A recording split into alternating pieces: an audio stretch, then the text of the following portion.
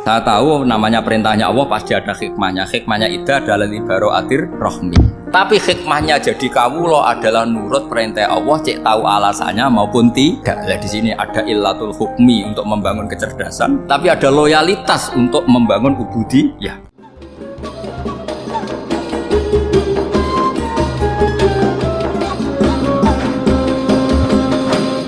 Kalau nggak ada nasa manso, maka orang selalu berpikir, pokoknya yang penting ikut Nabi. Nah, itu bahayanya kalau Anda tidak tahu detail. Jangan-jangan syariat yang kamu ikuti itu syariat yang sudah berstatus mansukhoh, telah dicabut. Dan itu banyak. Makanya kata Sayyidina Ali ketika ada orang ngajar nggak tahu nasa manso, halakta wa ahlakta, kamu rusak dan merusak orang lain. Seperti tadi pernah ada kawin itu satu turunan, yaitu era Nabi Adam. Masa kita sekarang kawin sama satu turunan, kan nggak mungkin, ya kan? Pernah ada membumi hanguskan orang kafir, yaitu syariatnya Nabi Nuh. Itu dihapus oleh syariatnya Nabi Ibrahim dulu, yaitu Nabi Ibrahim menghentikan apa? Faman tabi'ani fa innahu minni wa man asoni fa innaka ghafurur rahim. Ya, kalau orang ikut saya, ya Allah, ya pasti golongan saya. Kalau yang masih maksiat, masih balelo, saya berharap engkau ampuni. Akhirnya banyak orang kafir tobat. Coba era Rasulullah itu semua orang kafir Mekah itu kafir. Nabi belum wafat, itu sudah ada 114.000 mukmin semua. Jadi Nabi menangi mayoritas orang menjadi mukmin dari mayoritas kafir. Yaitu disebut wara'aitan nasa yadkhuluna fi dinillahi afwaj. Andai kan Nabi Muhammad pakai syariatnya Nabi Nuh, bisa enggak mengislamkan orang sebanyak itu? Enggak bisa kan? Maka ini penting mengenali nasa mansuh. Jadi periode cara wong Jawa maksud no tuntas. Robila tadar itu, pasot tuntas itu, menghabisi itu habis di periode Nabi siapa? No, syariat itu sudah enggak dipakai lagi. Yang dipakai apa? Faman tabi'ani fa innahu minni wa man asoni fa innaka ghafurur rahim. Lah Nabi Muhammad ini nabi yang kena khitab anit tabi' millata Ibrahim hanifah. Jadi masternya Nabi Muhammad itu mentornya Nabi Ibrahim. Sehingga syariatnya ya faman tabi'ani fa innahu minni wa man asoni fa innaka ghafurur rahim. Tidak syariat rabbila tadzar alal ardi minal kafirina daya. Jelas ya. Jadi mengenali nasa manso itu penting sekali, karena kalau ndak Anda halakta wa ahlakta, kamu merusak diri kamu sendiri juga merusak orang lain, karena menfatwakan hukum yang sebetulnya sudah berstatus mansukhoh hanya berdasar itu kan syariatnya nabi-nabi dulu. Syariat yang apa? Syariat yang nggak pernah terhapus hanya satu, usuluddin, yaitu tauhid, itu sama. Tapi kalau syariat itu beda-beda, atau furu'iyah itu beda-beda. Itu tadi saya beri contoh, era Nabi dulu kalau ada pakaian najis dipotong, dibuang. Era Nabi Muhammad dicuci. Orang kafir dihabisi oleh langit. Era Nabi Muhammad nggak boleh, bahkan didoakan Allahumma hdi qaumi fa innahum la ya'lamun.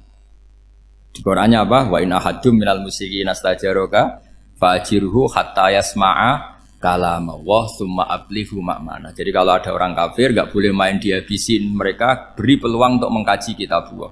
Hatta yasma'a kalamullah. Kalau mereka sudah berpeluang ngaji, harus tsumma ablighu ma'mana, harus dijamin keamanan.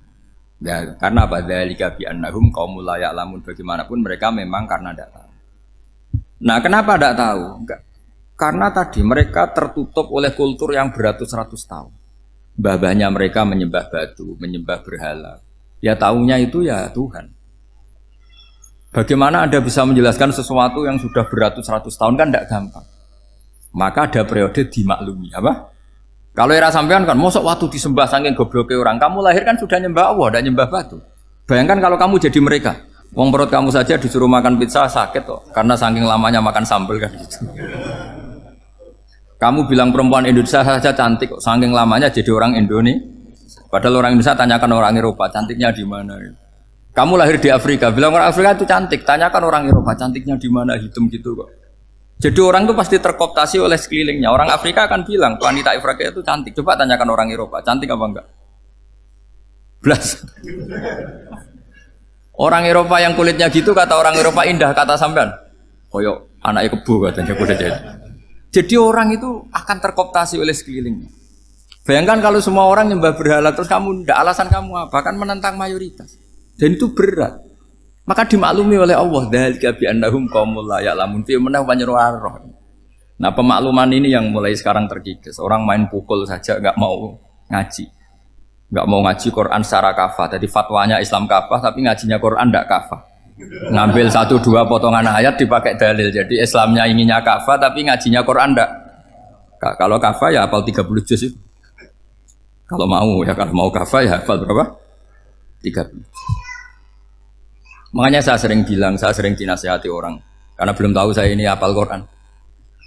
Bapak harusnya Islam tuh kafah. Kata saya ya dimulai dari konsep Islam tuh kafah dulu, apa ya hafal Quran secara kafah. Jadi ini penting saya utarakan. Bahaya sekali orang mengenali Islam tanpa mengenali nasah mansukh. Karena beberapa syariat Nabi sebelum kita itu berstatus mansukh. Terus contoh berikutnya, ini nasah mansukh antar Nabi apa khusus internal Nabi? Antar Nabi aja nggak selesai nih sampai subuh aja nggak selesai. Contoh yang paling keren mungkin cowok semua senang. Nabi Dawud dulu istrinya berapa? 99. Nah itu kalau masih halal itu kan berarti jenengan tuh punya istri berapa? Wah itu kan ngeri betul. Punya satu aja repotnya gitu apalagi berapa? Punya 99. Terus kamu bilang gini, ini kan syariatnya Nabi Dawud, Nabi kan bisa diikuti. Pernah ada periode di mana seperti itu boleh. Jadi makanya mau tidak mau ngenali nasah mansukh itu harus. Kalau enggak ya kamu masih berkeyakinan boleh beristri berapa? Nah ini penting saya utarakan. Makanya Sayyidina Ali itu kalau ngetes calon mubalek, kira-kira kalau Kemenak dulu inginnya apa? Sertifikasi apa? Mubalek. Itu tanyanya gitu. Ta'rifun an-nassa wal mansukh, kamu apa tahu nasah mansukh? La. Jawabnya Sayyidina Ali, halak tahu kamu orang yang rusak. Karena tadi takutnya ada syariat yang sudah mansukh dipakai. Itu tadi misalnya kita ini tidak umatnya Nabi Nuh, tapi pakai syarat Robbila tadar alal ardi minal kafirina. Terus ketiga begini, misteri manusia itu. Dan ini kita tidak pernah tahu sampai kiamat, tapi ini ilmu harus kita diskusikan. Misalnya saya ini namanya Bahauddin. Saya sekarang hidup sampai 2019 sekarang. Kan hanya Allah yang tahu berapa turunan saya sampai kiamat dan statusnya kayak apa. Donald Trump juga gitu. Donald Trump itu sekarang kafir, tapi kita tidak pernah tahu nanti turunan keberapa ada yang Muslim. Lah turunan yang calon Muslim ini diletakkan di mana kita tidak tahu. Yang jelas kalau kamu bunuh itu katut itu. Artinya gini, logika membiarkan orang kafir itu ya ada logikanya. Gitu. Logika membunuh karena mereka mau membunuh kita ya ada logika fikihnya, karena kalau kita ada membunuh dibunuh. Makanya semuanya hukum ini terus bergantung al-hukmu yaduru ma'ilatihi wujudan wadan. Di sini terus dipertemukan. Makanya semua nabi itu kalau yang namanya membunuh pasti pas perang saja, karena ini kondisi yang memang pilihannya hanya dua, kalau nggak dibunuh ya membunuh. Ada duel lah itu. Maka ini butuh kajian fikih dan orang nggak boleh subjektif dalam hal ini. Saya ulang lagi, tidak boleh subjektif. Karena tadi, orang yang kamu katakan sekarang misalnya Zaid, kamu itu bodoh sekali. Kenapa bodoh? Nggak hafal Quran, nggak pernah kuliah, nggak pernah ngaji. Ternyata Zaid ini bersemayam calon anak yang alim alama hafal Quran. Namanya Umar, tapi masih jadi sperma. Suatu saat Zaid itu punya anak alim alama. Kan banyak orang nggak bisa baca Quran punya anak hafid. Banyak nggak di Indonesia? Banyak nggak petani yang punya anak dekan? Petani punya anak dekan. Yang dekan punya anak naik kelas saja susahnya bukan main. Banyak kan? Nah ketika dibalik nanti ada dekan punya anak goblok, yang petani punya anak dekan pinter mana? Kita tidak pernah tahu. Makanya ini kan ya sudah, kalau nggak pernah tahu ya bilang saja wallahu alam, kan selesai. Daripada keminter keliru kan ada wallahu alam. Makanya cerita favorit guru saya, Kiai Haji Maimun Zubair itu punya apa namanya Kiai Zubair. Itu cerita favoritnya itu ada santri namanya Soleh. Soleh itu alim alam. Orang Madura itu cara berpikir kan kalau kiai saja alim seperti itu, apalagi bapaknya. Pas bapaknya main ke pondok, santrinya ada ribuan. Bapaknya main ke pondok itu, sholat itu ya gak bener, gak sesuai sunnah Rasul lah kira-kira gitu. Sudah sholat itu gak bener, apa-apa gak bener. Masih ditakwil sama santri Madura karena orang Madura itu kultus. Mungkin khilaf itu satu khusus, pokoknya perlakuan khusus. Suatu saat saking bodohnya orang itu, kenceng tuh pinggir musola. Wah ini nggak bisa ditakwil lagi, akhirnya nggak bisa ditakwil tuh Wah ini sudah agak bener ini, agak bener. Singkat cerita santri tadi gak kuat matur ke kiainya, Pak Yai. Jenengan sealim itu kok bapaknya segoblok itu. Kenapa? Ya, dia kencing pinggir musola. Oh bapak saya itu pinter sekali. Kok bisa? Karena beliau yang memutuskan saya mondok sampai saya jadi alim alama seperti ini. Yang bodoh itu mbah saya. Yang bodoh itu mbah saya.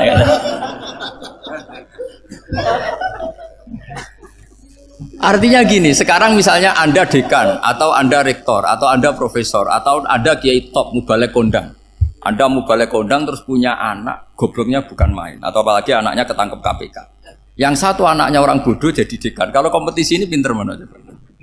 Ada ahli metodologi, tapi anaknya itu terlibat narkoba. Yang ini petani utun, anaknya dekan. Kira-kira kalau dikompetisikan pinter mana? Anaknya pinter petani tadi gitu. Yang ketika petani kamu vonis bodoh gitu. Tapi siapa tahu kalau ini menyimpan calon. Paham ya? Kita tidak pernah tahu. Makanya Quran selalu ngajari dalam ilmu sosial itu wa in adri la'allahu fitnatul lakum wa mata'un ila. Dalam ilmu sosial itu kita harus jawab tidak tahu. Karena mungkin. Makanya saya tadi pagi ngaji di direktorat saya bilang, saya pernah diprotes orang, Gus kamu udah jelas 01 atau 02. Ya saya jawab gitu. Manusia itu makhluk yang paling gak jelas gitu. Sekarang soleh suatu saat bisa saja gak soleh. Yang sedang gak soleh suatu saat soleh. Sesuatu yang mungkin rubah kok kamu fanatik itu gimana? Nalarnya itu gimana?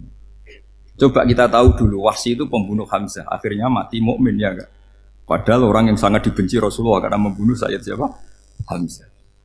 Sa'labah yang tukang itikaf di masjid akhirnya su'ul Fatimah. Kita tidak pernah. Nah kalau nggak pernah tahu ya tidak usah terlalu fanatik biasa. Kayak jenengan seneng saya itu ya saya tidak tahu sampai kapan ya. Saya seneng sampai kapan ya. Kayak suami istri. Pas nikah harmonis bulan madu sampai kapan bertanya.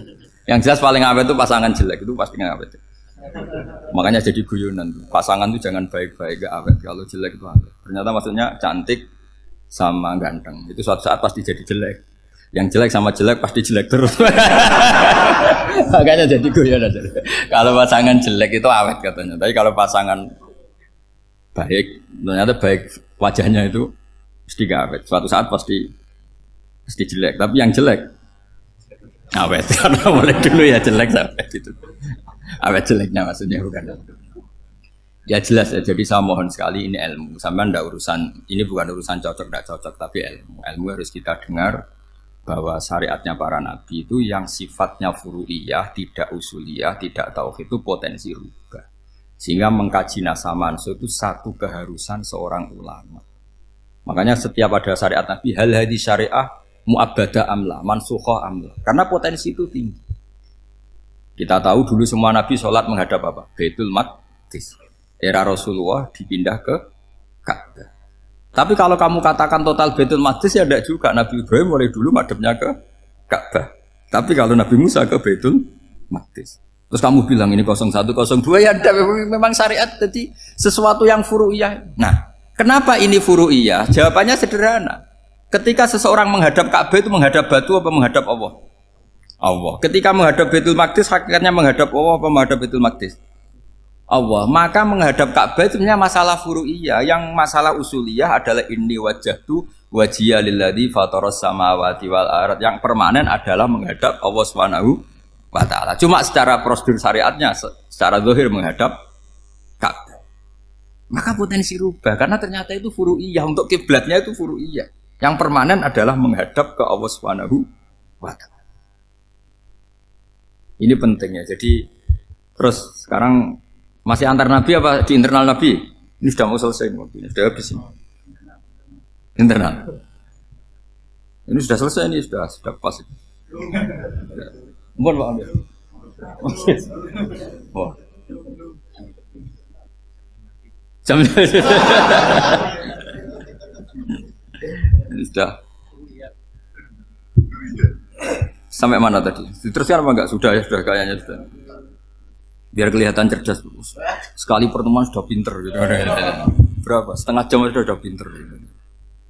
Yang internal nabi apa antar nabi? internal ya, sudah sekarang ke internal. Kalau internal lebih banyak lagi contohnya.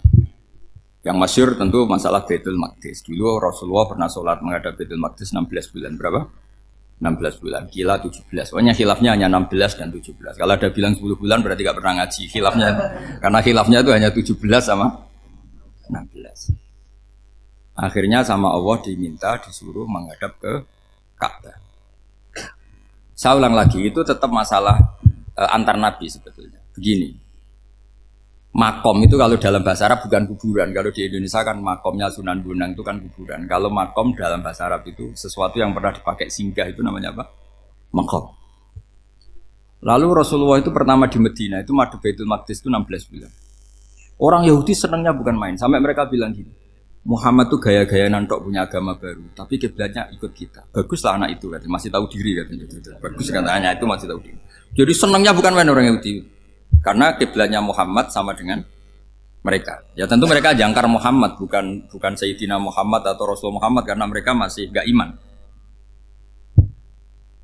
Nabi itu ya agak tersiksa, karena beliau secara gen turunan Nabi Ibrahim dan kiblatnya Ibrahim itu Ka'bah. Agak tersiksa tapi sami'na wa ata'na tetap madhab ke Baitul Maqdis berapa? 16 bulan. Suatu saat Nabi Muhammad itu disuruh madhab Ka'bah. Ini dengerin. Akhirnya madhab ke Ka'bah. Apa yang terjadi? Orang Yahudi komentar gini, Muhammad itu gimana? Dia di perantauan rindu sama keluarganya, terus rindunya itu diaplikasikan jadi perilaku agama. Jadi dia madhab Ka'bah dianggap kangen. Kayak saya kan orang Rembang. Rembang itu apanya Jogja? Timurnya apa?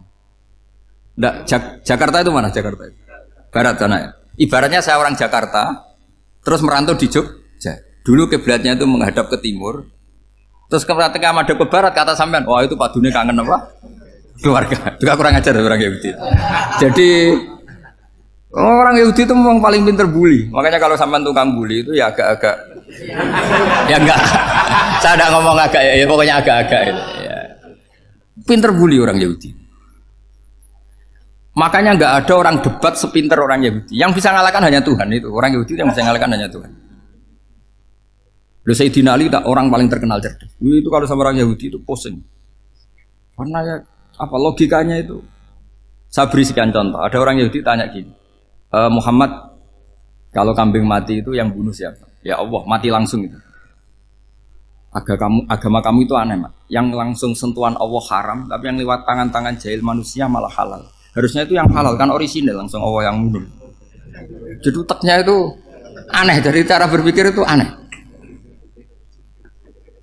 Nah cara sampean ini kan, nak halal pangan kue. Tapi Nabi kan nggak boleh bertutur kata kasar gitu. Kalau yang jadi Nabi saya untalan ngono kan gitu. Tapi Nabi kan nggak boleh kasar. Jadi Nabi itu problem karena nggak boleh apa? Kasar. Kalau kita kan gampang, wis nak halal untalan kan selesai, Pak. Tapi Nabi nggak boleh kasar gitu.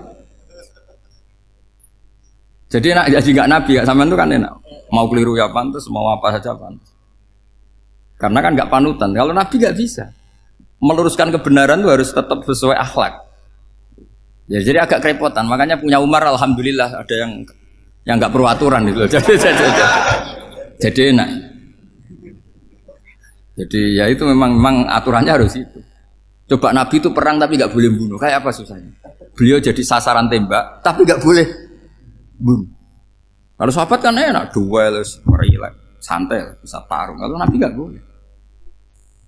Makanya Nabi meskipun ikut perang terus nggak ada sejarah orang yang dibunuh. Ya, hanya satu peristiwa itu pun dibaca orang kafir, ditangkis Nabi, pedangnya kembali ke dia mati. Tapi nggak ada yang Nabi. Karena Nabi kalau pembunuh nanti itu terus kayak pendekar kan susah juga punya Nabi kok. Habis perang saya Nabi tanya, Muhammad habis serang berapa? 1000. Ya repot juga punya Nabi mantan apa? Pembunuh meskipun yang dibunuh orang kafir, tapi kan kayak apa ya? Fitrah manusia itu akan menolak kepemimpinan orang yang gitulah pokoknya nggak bisa diterangkan itu. Makanya Nabi itu nggak pernah bunuh meskipun kayak apa musuhnya tapi nggak pernah bunuh. Untungnya di sekeliling orang-orang yang tadi. Jangan bilang tuh suka bunuh ya, pokoknya perang gitu ya. Perang dengan bunuh itu beda loh ya. Kalau perang itu fair apa? Fair. Sampai mana tadi? Nabi Ibrahim ya tadi. Makom tadi saya ulang lagi. Nabi Muhammad menghadap ke Baitul Maqdis itu hanya Allah nuruti. Ini loh Nabi betul. tahu betul bahwa di antara syariat adalah Baitul Maqdis karena semua nabi pernah berkiblat Baitul Maqdis. Tapi nabi ketika menghadap ke Ka'bah, nabi juga dibilangin sama Allah. Ini loh syariat yang benar karena Ka'bah juga kiblat sing a'taku, lebih tua ketimbang Baitul Maqdis. Maka disebut Ka'bah Atiqah. Ilal Baitil Atiq. Kalau Quran bahasakan Ka'bah apa? Wal yatawafu bil Baitil Atiq. Atiq itu tua sekali. Ya sudah. Ketika berstatus tua itu orang Yahudi seneng, mergo roh kelirune Muhammad. Mereka nantang, Muhammad ayo debat terbuka. Nabi rawuh. Bagaimana Anda bilang Ka'bah itu kiblat tertua? Wong Ka'bah itu pertama yang menghadap sana itu ya kamu. Semua nabi menghadapnya ke Baitul Maqdis. Terus Nabi Muhammad mulai berargumentasi ilmiah tadi. Enggak, Ka'bah itu kiblatnya Ibrahim. Jadi Ibrahim dulu itu yang mulai dulu kiblatnya itu di Ka'bah. Terus orang itu tanya buktinya apa? Terus dijawab fihi ayatum bayinatum maqam Ibrahim. Ternyata di situ ada jejak kakinya Nabi Ibrahim, yaitu batu yang diinjak beliau ketika bangun Ka'bah. Itu argumentasi ilmiah. Lah barang orang Yahudi kehilangan ilmu itu gobloknya orang Yahudi. Makanya yang bisa mengalahkan Yahudi hanya Allah Subhanahu wa taala. Luang Ibrahim saja golongan kita, pengikut kita. Ibrahim itu pengikut Yahudi. Wah itu Nabi mulai senyum-senyum, mulai tertawa-tawa. Wah itu goblok, orang terdidik. Karena itu ibaratnya kayak kamu bilang Soekarno itu pengagum Puan Maharani. Kira-kira seperti itu. Soekarno itu pengikut Puan. Karena Yahuda itu Yahuda bin Yakub bin Ishak bin Ibrahim. Saya ulang lagi ya, nasabnya Yahudi apa? Yahuda bin Yakub bin Ishak bin Ibrahim. Jadi Ibrahim itu mbah keempat dari Yahuda. Tapi karena mereka kalah debat, Ibrahim itu pengikut Yahudi, itu sama dengan bilang apa? Soekarno itu pengikut Puan Maharani. Itu kan jadi aneh. Atau Gus Dur pengikut Mbak Yeni, atau Basim Masari pengikut Mbak Yeni, itu kan aneh. Wah, akhirnya sama Allah diingatkan. Makanya ada ayat ha antum haula hajatum fi malakum bi ilm falimatu hajuna fi ma laysa lakum bi ilm. Perjanjian debat ini semuanya harus ilmiah. Tapi kenapa perdebatan Anda malah ndak ilmiah? Karena orang Yahudi iftadohu, malu semua. Wah, semuanya Muhammad itu satu-satunya kekalahan orang Yahudi.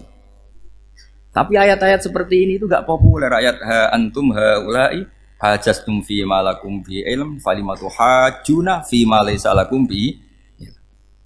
Jadi Islam betapa hebatnya Islam. Kalau debat harus ilmiah. Dan Kanjeng Nabi menantang, ini perjanjian kita debat ini ilmiah. Kenapa sekarang jadi tidak ilmiah? Yaitu kamu mengatakan Ibrahim itu pengikut Yahudi, padahal Ibrahim dengan Yahudi itu dulu Ibrahim. Makanya Yesus kalah, man. Tapi tetap ra Islam. Tapi nah, makanya terus Ka'bah dibuktikan ketuaannya lewat apa? Fihi ayatum bayinatum maqamu Ibrahim. Itu bukan makam kuburan. Karena makamnya Nabi Ibrahim tetap di Hebron, temudi Palestina. Kira-kira itu Palestina. Jare Israel yo ning Israel, mbol menang di. Jare ning Israel yo ning Israel, jare Palestina ning. Saya pernah ziarah ke sana di Hebron. Di makamnya Nabi siapa? Ibrahim. Jadi jelas ya. Jadi nasa mansuh itu ketentuan yang dikehendaki Allah Subhanahu wa taala untuk menguji loyalitas manusia, menanggalkan semua akalnya. Makanya saya mohon sekali siapapun yang ngaji saya dimanapun, sekali-kali manusia itu harus menanggalkan akalnya. Sekali Anda pakai akal, maka Anda akan ingkar dengan nasa mansuh. Nasa mansuh itu hukum yang direvisi, yang dibatalkan. Makanya orang Yahudi lagi-lagi pinternya orang Yahudi. Merovokasi orang-orang yang Islamnya belum kuat, diprovokasi gini. Ungzuru ila Muhammadin tahayyara fi din yukhillu yawman wa yuharrimu ukhra. Lihat itu Muhammad, dia kebingungan cara beragama. Kadang bilang A, besok bilang B. Jadi nasa mansub dianggap satu bentuk kebingungan. Gak kurang ajar tuh. Wah, akhirnya sebagian orang yang murtad. Makanya nasa mansub itu satu peristiwa yang menjadikan banyak orang murtad. Karena diprovokasi orang Yahudi bahwa itu bentuk kebingungan Muhammad. Akhirnya terus saya qulu sufa minan nasi ma wallahum angqiblati mulati kanu aliyah. Kelirunya orang Yahudi adalah ternyata nasa mansuh yang dipilih Rasulullah itu semuanya ada di Taurat dan Injil. Termasuk di Taurat dan Injil disifati dan Nabi yusolli ilal qiblatin, bahwa Nabi ini akan bersolat dengan dua kiblat. Makanya tetap ditantang. Qul fa'tu bit Taurati fatluha in kuntum shadiqin. Kalau kamu tidak percaya bahwa saya ini orisinil, ayo bareng-bareng mengkaji Taurat. Tapi mereka tidak siap mengkaji Taurat. Karena Taurat semuanya mendukung Rasulullah Muhammad SAW. Fatluha in kuntum shadiqin. Makanya ini penting sekali ngaji. Jadi perdebatan itu macam-macam. Dan itu pinternya orang Yahudi. Unzuru ila Muhammadin tahayyara fi dini. Yukhillu yawman wa yuharrimu ukhra. Ini penting sekali. Makanya Nasa Mansur itu uji loyalitas. Itu Imam Malik kalau mencontohkan ke Imam Syafi'i. Saya berisikan contoh fikih. Ini saya melanggar waktu ini. Ini sudah saya yang tidak mengesahkan diri saya. Ya misalnya ini ya, ini kertas saya bawa ya, ini kertas saya bawa. Terus ini tak kasih uang misalnya, uang 100.000. Atau kalau contoh Imam Syafi'i dulu dididik Imam Malik begini. Ya Syafi'i kalau kamu punya 2 budak, 2 pembantu, kalau dulu kan masih ada budak, 2 pembantu lah kira-kira. Seneng mana, yang cerdas sama yang goblok? Seneng yang cerdas. Kalau yang nurut sama yang bantahan, seneng yang nurut. Lah yang nurut itu yang goblok. Makanya tinggal dibalik saja. Kamu tak beda ya. Seneng mana punya istri yang cerdas apa yang goblok? Coba jawab. Atau ibu-ibu mbak-mbak ini, seneng mana punya suami yang cerdas atau yang goblok? Kalau cerdas gak bisa diakali. Tapi goblok nurut tapi ya kadang sini-sini kan di sini. Nah, itu kan antar manusia. Masalahnya kita menghadapi Allah Subhanahu wa taala yang semua kita pasti bodoh. Kita menghadapi Allah Subhanahu wa taala yang semuanya kita pasti bodoh. Allah jelas ngendikan wa kanal insanu dzaluman jahula. Manusia itu banyak dolimnya. Dolim itu sifat mubalaghah. Kalau orang dolim sekali dolim, kalau sering zalum. Kalau jahil biasa jahil, kalau banget jahili jahul. Bahasa Arab kan gitu memang. Ghafir, pengampun biasa. Kalau ghafur selalu mengampuni. Syakir, makanya sifatnya Allah Ta'ala ikut wazan fa'ul semua. Ghafur, syakur. Atau diikutkan wazan fa'al. Kalau goblok biasa jahil, goblok banget jahal kan itu. Kafir biasa kafir, kalau kafir banget kafar. Ya, jadi wazan balaghah itu bisa fa'al, bisa fa'ul ya. Kafirin, kafar atau kafur. Paham ya? Malah ngaji nahwu. Ya, tapi ini memang perangkatnya ya. Ini kan perang mau tidak mau. Makanya misalnya Allah tidak suka kulla kafarin banget kafir ya, Pak. Paham ya? Kulla khawanin banget khianate. Kalau khain khianat biasa, kalau khawan sering khianat. Nah, manusia itu kata Allah apa? Zaluman. Wis banget dolime, banget. Itu kalau yang ngarang hikam mencontohkan tuh gini. Manusia itu pas bener saja salah, apalagi pas salah. Jadi manusia itu kata Imam yang ngarang hikam itu man itu kanat mahasinhu masawiyah faqih fala takunu masawihi masawiyah. Ketika baik saja buruk, apalagi ketika buruk. Coba kalau ada orang dermawan sama teman-temannya, tanyakan istrinya. Duit dihambur-hambur, disikno kanca ngalono bojo. Mesti gitu. Teman yang sering silaturahim ke teman-temannya, kata temannya baik, senang silaturahim, tanyakan istrinya. Oh, meninggali wong. Jadi manusia pas baik saja ada buruknya. Apalagi pas buruk.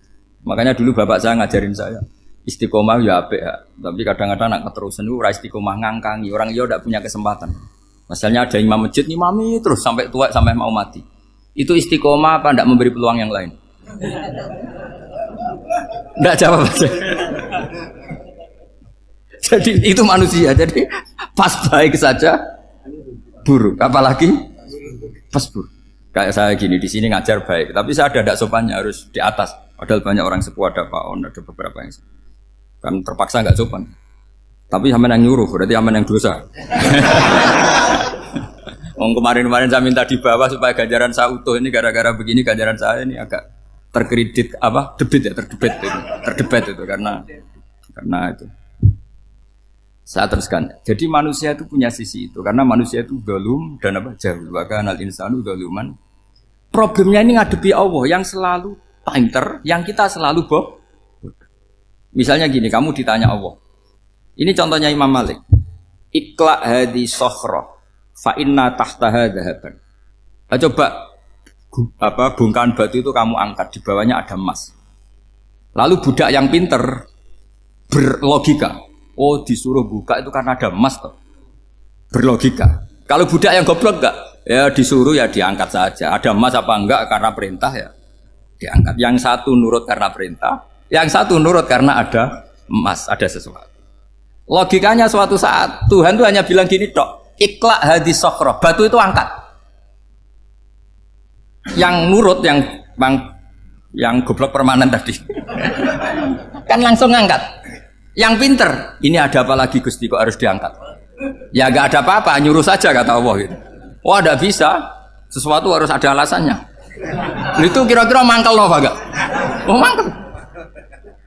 Nah, logikanya manusia seperti itu. Makanya dua murid pinter, di rakyat pinter, presiden ya susah mesti demo. Goblok ya susah di sini-sini uang. Ini kan nggak ada pilihan. Memang manusia itu nggak ada pilihan. Nah sekarang masalahnya gini di fikih ini saya kembali lagi ke fikih. Pertanyaannya secara fikih begini. Misalnya iddah. Iddah itu seorang perempuan ditinggal mati suaminya atau ditinggal atau cerai. Itu kan ada namanya apa? Iddah. Iddah itu memastikan apa tujuannya? Memastikan rahim itu steril dari mani atau sperma zaut awal. Supaya nanti kalau dinikah orang lain tidak terjadi ikhtilatul ansab nasab. Oke, berarti iddah kita beri argumentasi secara ilmiah li baro'ati rohmi. Jadi misalnya Zaid menceraikan istrinya Sri dalam keadaan masih bisa haid. Iddahnya 3 kali masa suci. Wal mutallaqatu yatarabbasna bi anfusina salah satu guru. Lalu karena secara teori medis kalau haid berarti bukti tidak hamil. Apalagi kalau haidnya terulang-ulang sampai 3 kali pasti tidak hamil. Jika kalau nanti dinikahi orang lain pasti kalau ada anak ya anaknya zaud sani atau zaud kedua. Berarti alasan iddah li baro'atir rohmi. Oke, kita sok pinter, sok bijak. Pertanyaannya adalah sekarang sudah baru 1 bulan suaminya di Malaysia nggak pernah ngumpuli. Dicek di medis juga berbukti tidak hamil. Apakah boleh tanpa iddah? Semua ulama mengatakan tidak boleh. Tapi ini kan rahimnya jelas bersih.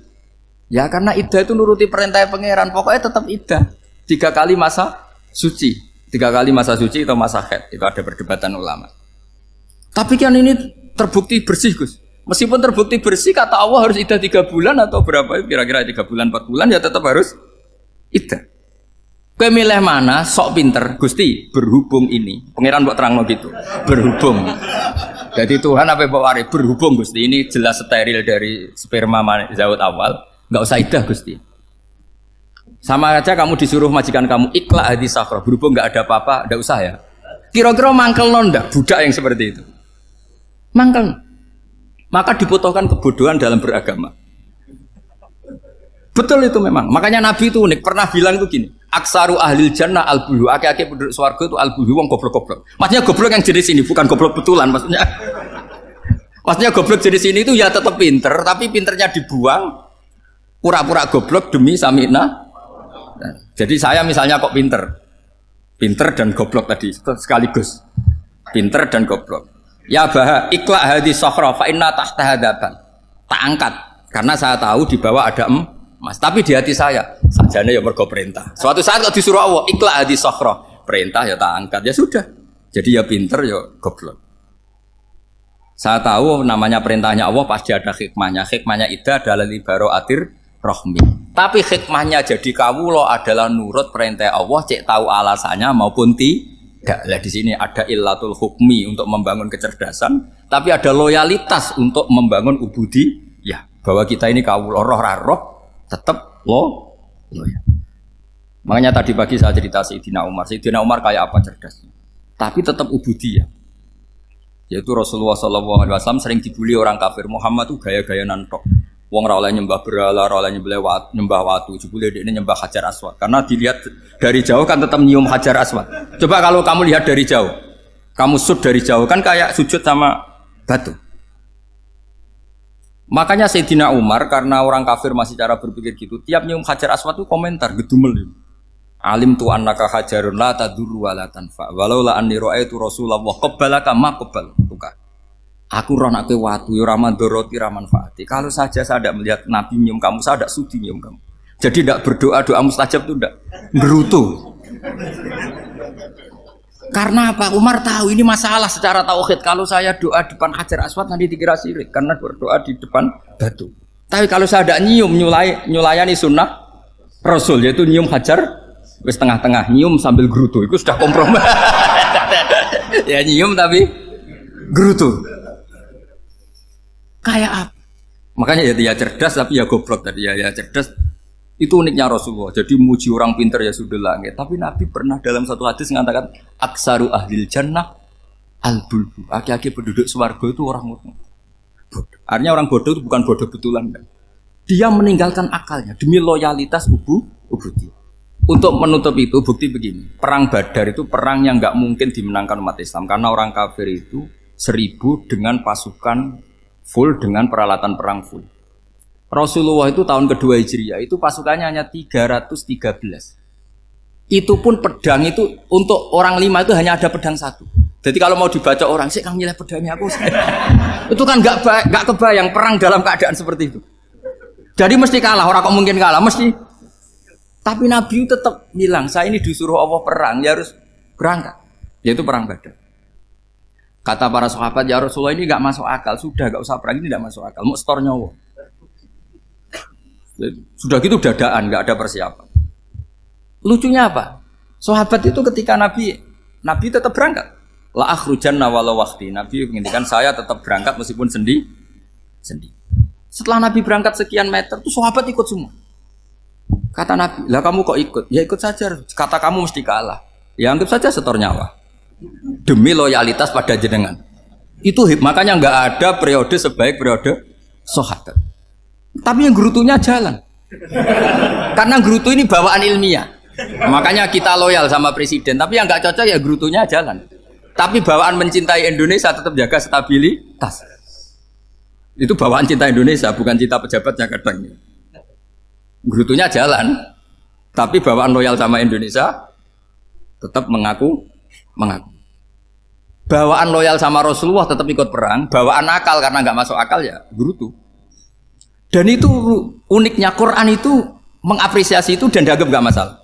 Saya bacakan ayatnya. Kama akhrajaka rabbuka min baitika bil haqq wa inna fariqam minal mu'minina lakarihun yujadilunaka fil haqqi ba'dama tabayyana ka'annama yusaquna ilal mauti wa hum yanzurun.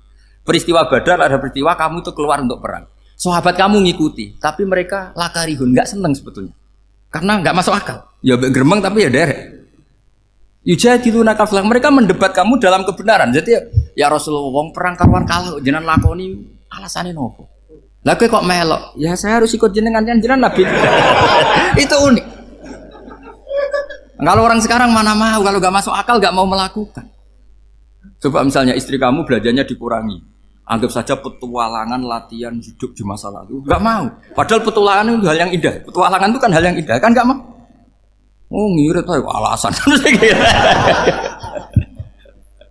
Tapi lucunya kalau dijak camping bermiskin-miskin di hutan mau. Karena karpe dhewe, tapi nak suami yang ngongkon.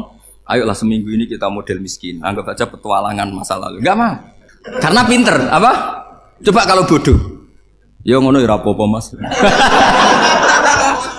Tapi resikonya nak bodoh, pas kamu sakit ya dibiarin. Karena dia melihat sakit kan biasa, namanya manusia. Jadi makanya ini pilihannya susah, hidup itu masih susah makanya ini.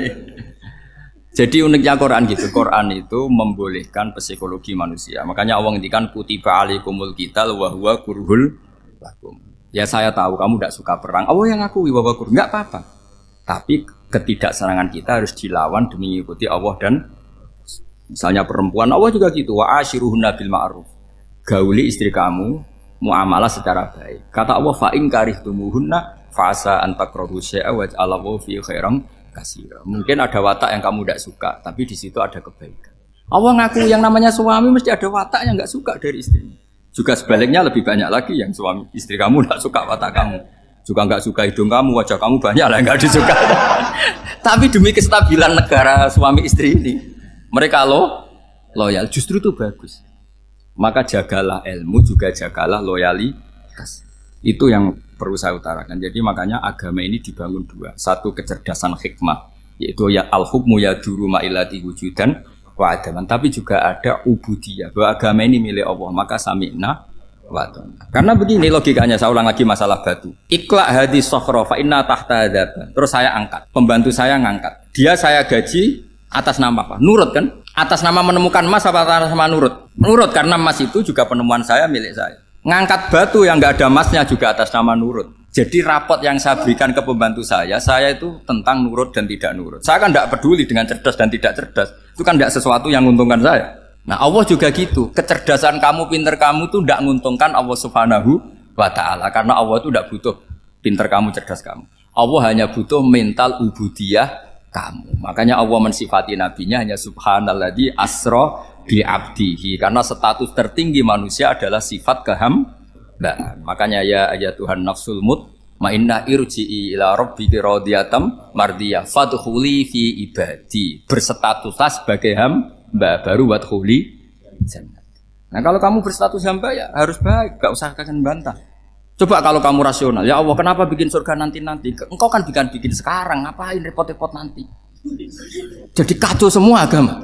Makanya yang perlu didahulukan adalah status ya Tuhan nafsul mutmainnah irji'i ila rabbiki radhiyatam mardiyah fadkhuli fi ibadi. Masuklah berstatus sebagai hamba saya. Khasnya hamba tadi, ya cerdas karena semua yang diperintahkan Allah pasti ada hikmahnya. Tapi kecerdasan ini kadang kita tinggalkan demi loyalitas ubudiyah. Assalamualaikum warahmatullahi wabarakatuh.